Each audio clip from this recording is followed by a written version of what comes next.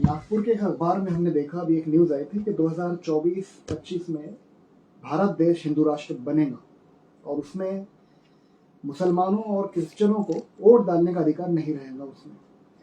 अगर से मान लो ये देश हिंदू राष्ट्र बनता भी है तो इससे आपको क्या नुकसान है सर, आप जबकि हिंदू हैं?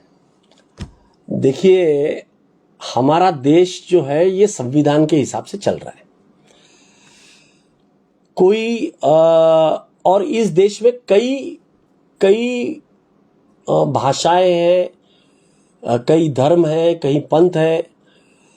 तो ये हमारा जो देश का जो बेसिक जो फाउंडेशन है ना, ये सबको साथ में लेकर बनाया गया हमारा कॉन्स्टिट्यूशन है, हमारा संविधान है। अब यहां ये बात करना भी कि इसको अब हिंदू राष्ट्र बनाएंगे, एक तरीके से ये संविधान को मिटाने वाली बात हो गई। जस्ट बिकॉज आपके देश में हिंदुओं की पॉपुलेशन ज्यादा है, इसका मतलब ये नहीं है कि ये देश सिर्फ हिंदुओं के लिए है या हिंदू राष्ट्र है। ये हिंदू राष्ट्र नाम की कोई चीज संविधान में नहीं है, पहली चीज। दूसरी चीज, आप हिंदू किसको बोलोगे? क्या इस देश का मूल निवासी आदिवासी हिंदू है? वो खुद तो नहीं मानते। क्या SC ST हिंदू है? क्या OBC हिंदू है? या सिर्फ सवर्ण लोग जो है वो अपने आप को हिंदू कहलाएंगे? क्योंकि आप देखिए, ये देश में हिंदू मुस्लिम तब तक है जब तक मुस्लिम है, जब तक क्रिश्चियन है, जब तक जैन है, जब तक पारसी है। जिस दिन इस देश में उनको दबा दिया जाएगा, उस दिन से इस देश में SC ST OBC ब्राह्मण क्षत्रिय और ये वर्ण व्यवस्था वाली बात आ जाएगी। मैं हिंदू तब तक हूं जब तक मेरे आजू बाजू में मुस्लिम, क्रिश्चियन और बाकी धर्म के लोग हैं। जिस दिन आप इन बाकी सबको दबा दोगे, उस दिन मैं हिंदू नहीं रहूंगा। मैं बन जाऊंगा OBC, मैं बन जाऊंगा SC, मैं बन जाऊंगा ST। तो आप इस देश की उसका जो मूल स्ट्रक्चर है, जो मूल फाउंडेशन है, जो मूल उसका पाया है, उसको तोड़ रहे हो। और यही काम ये जो मनुवादी लोग हैं ना, ये पिछले 3000 सालों से 5000 सालों से करते आए हैं। आप समझ लीजिए ये बात, ये साजिश है। यही काम करते आए हैं इस देश में। इन्होंने इस देश का फायदा ऐसे ही उठाया है, अपने आप को ऊपर रखा, बाकी सब लोगों को नीचे रखा, खुद एक अपने कंफर्ट जोन में रहे, बाकी लोगों को से काम करवाया, उनसे मेहनत करवाई, उनके ऊपर अत्याचार किए और खुद की सुप्रीमेसी, खुद को बना के रखने का काम इस देश में आज तक हुआ है। जो काम कांग्रेस आने के बाद में, देश स्वतंत्र होने के बाद में जिस तरीके से इस देश को बनाया, एकत्रित किया, अलग अलग रियासतें थी उनको जोड़ा, उसके बाद में संविधान सभा के माध्यम से एक संविधान बनाया गया जिसमें देश के हर तबके के, हर जाति के, हर धर्म के, हर पंथ के, हर अलग अलग विचारधारा के लोगों को संविधान सभा में सम्मिलित करके, शामिल करके, उनके विचारों के ऊपर गहन अध्ययन करके, उसके ऊपर अभ्यास करके बाबा साहेब आंबेडकर ने उसको इस देश के संविधान में बराबर संजोया और एकत्रित किया। ऐसा हमारा देश का महान संविधान है।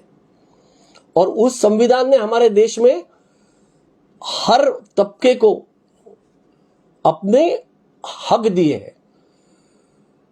जो महिलाओं को कभी भी देश में आज भी उनको पुजारी नहीं बनाया जाता है, पर वो देश की न्यायाधीश बन सकती है, हर वो चीज में वो जा सकती है। ये हक संविधान ने उनको दिया। आज SC ST OBC जो लोगों के ऊपर इतने वर्षों से, इतने सदियों से अत्याचार हो रहे थे, उनको बराबरी का हक देने का काम संविधान ने किया। तो ये संविधान को तोड़ने की ये साजिश है, उन मनुवादियों की साजिश है जिन्होंने पिछले 5000 सालों से, 3000 सालों से इस देश के 80% जो जनता है, SC ST OBC, उनको एक्सप्लॉइट किया, उनका शोषण किया, उनका खून चूसा, उनके भरोसे पे अपनी ऐश किया, उनके भरोसे पे राज किया, उनके ऊपर राज किया, उनको एक समाज के बाहर रख के, अपने आप को ऊपर रख के, ये एक तरीके से उनका शोषण किया। और वही शोषण का काम अभी ये करने की तैयारी ये हिंदू राष्ट्र के माध्यम से होने वाली है। क्योंकि अगर आप इनको हिंदू मानते हो तो क्यों RSS रिजर्वेशन का विरोध करती आई है इतने दिनों से? क्या गरीब हिंदू नहीं है? क्या आज के तारीख में बेरोजगार हिंदू नहीं है? जो फौज में नौकरी कर रहे हैं, जिनको आज आपने अग्निवीर के ऊपर ला दिया है, क्या वो हिंदू लोग लड़के नहीं है? क्या आज जो लड़के बेरोजगार है वो हिंदू नहीं है? क्या किसान जो अभी जो NCRB के फिगर्स आए हैं कि वर्ष 2021 में 1,65,000 जो दिहाड़ी मजदूर और जो बेरोजगार और खेती किसानी में काम करने वाले मजदूर और स्वयं रोजगार जो सेल्फ एम्प्लॉयड थे, ऐसे 1,65,000 लोगों ने आत्महत्या किया। क्या वो हिंदू नहीं थे? उसके लिए क्या कर रही है हिंदू राष्ट्र का नाम लेने वाले ये लोग? उनके लिए क्या कर रहे हैं? जो किसान दिल्ली के बॉर्डर के ऊपर इतने 1 साल तक बैठे रहे, 700 किसान मर गए इस देश के काले 3 कानूनों को खत्म करने के लिए, जिन्होंने अपने जान की आहुति दिया। क्या वो हिंदू नहीं थे? क्या वो लोग हिंदू नहीं थे? फिर हिंदू राष्ट्र का नाम लेने वाले उसके साथ में खड़े क्यों नहीं हुए? जो बेरोजगार लोग आज इस देश के जो बेरोजगार नौजवान हैं, क्या वो हिंदू नहीं है? फिर ये जो हिंदू राष्ट्र का नाम लेने वाले लोग हैं, उनके साथ में खड़े क्यों नहीं है? क्या इस देश का SC ST हिंदू नहीं है? क्या इस देश का आदिवासी हिंदू नहीं है?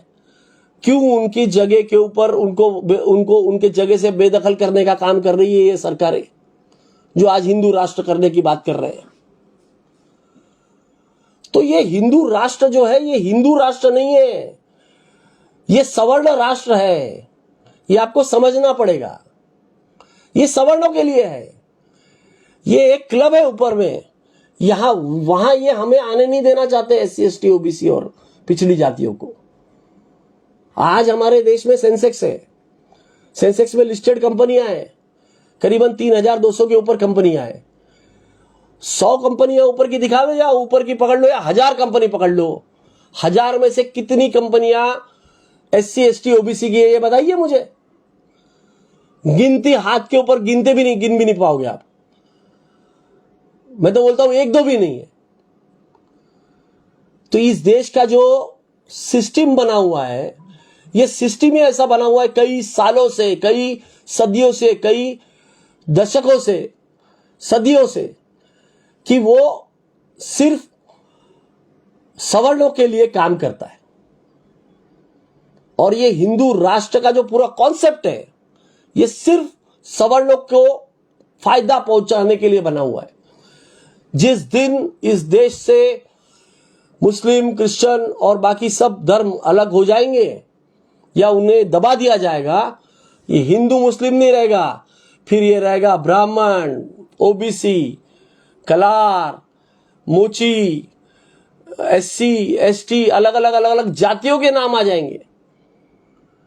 फिर ये चालू हो जाएगा जातिवाद, तू ये फला फला जाति से बिलोंग करता है, तू ये तेरा काम यही है, तू ये काम नहीं करेगा। जैसा मुस्लिमों को बोलते पंचर बनाओ, ऐसा बोलेंगे भैया तुम अपना काम करो, ये तुम माली हो, तुम कोली हो, तुम ये हो, तुम वो हो। ये किसी के बाप का देश नहीं है, ये हमें संविधान ने हक दिया है। इस देश को हमने आजाद कराया और इस देश को कांग्रेस ने, इस देश की सरकार ने संविधान दिया और वो देश का संविधान बाबा साहेब आम्बेडकर ने उसको बनाया।